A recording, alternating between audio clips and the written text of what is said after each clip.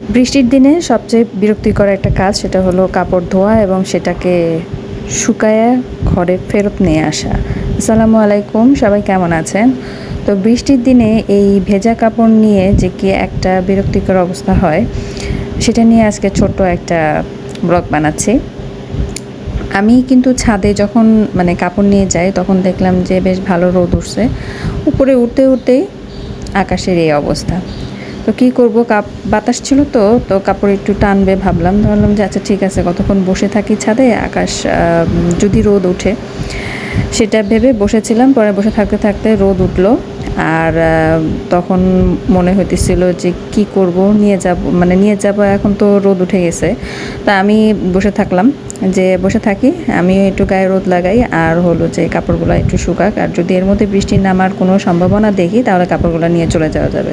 তো বসে থাকতে থাকতে দেখলাম যে ছাদে এই যে এরকম এই গাছগুলো হয়ে আছে, এগুলা কে কে চিনেন, এগুলো দিয়ে কে খেলছেন বলেন তো? আমাদের জেনারেশনের অনেকেই কিন্তু আমরা এগুলা দিয়ে কি করতাম, ছোটোবেলায় যখন হাঁড়ি পাতিল খেলতাম, রান্নাবান্না খেলতাম, তখন এগুলা দিয়ে রান্নাবান্না করতাম। তারপরে কেক বানাইতাম যখন মাটি দিয়ে বালু দিয়ে, তখন সেগুলো ডেকোরেশন করতাম। এগুলো কিন্তু খুবই সুন্দর দেখতে।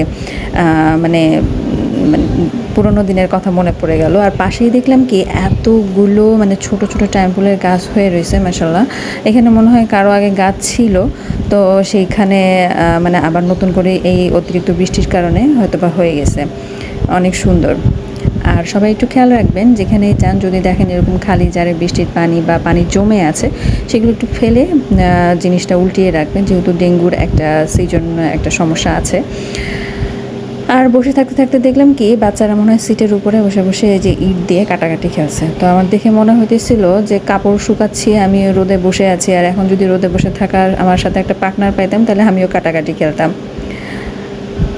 কাপড় অনেক রোদ দেখে আমি কাপড় ছাদে দিয়ে চলে গেছিলাম, ভাবছিলাম যে সমস্যা নাই, বৃষ্টি টিষ্টি নামবে না। তো কিছুক্ষণ পরে দেখি আকাশের এই অবস্থা, কিন্তু কাপড় ততক্ষণে অলরেডি অনেকটাই শুকাই গেছে। আর রিস্ক নিতে পারলাম না যেগুলোকে ছাদে রেখে যাই বৃষ্টি নামবে কি নামবে না, বা অনেক বেশি ভেজা থাকলে কাপড় হয়তো বা আনতাম না, যে আচ্ছা ঠিক আছে এগুলো ভিজুক, সমস্যা নেই। যাই হোক, উঠাচ্ছিলাম আর আকাশের দিকে এই অবস্থা।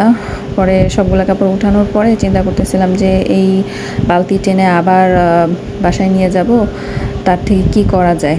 পরে মনে পড়লো যে আচ্ছা শীতে রেখে যায়, যদি আবার রোদ উঠে তাহলে পরে আবার এসে রোদে মেলে দেওয়া যাবে। যদিও পরে আবার রোদ উঠছিল, পরে আমি আবারও এগুলা কাপড় রোদে শুকাইছি, তারপরে ঘরে নিয়ে আসছি, সেটা আপনাদের সাথে শেয়ার করা হয় নাই। এই তো এইখানে সবাই রাখছে, আমিও এইখানে এগুলোকে রেখে চলে আসছিলাম। তো আম্মু চা বানাইছিল আমার জন্য, চা খাচ্ছিলাম। তো চা খাইতে খাইতেই দেখি যে আকাশের এই অবস্থা। পরে কি দৌড়ায় চাটা রেখে কাপড় তুলতে গেলাম, কাপড় তুলে এসে দেখি আমার চা হয়ে গেছে ঠান্ডা।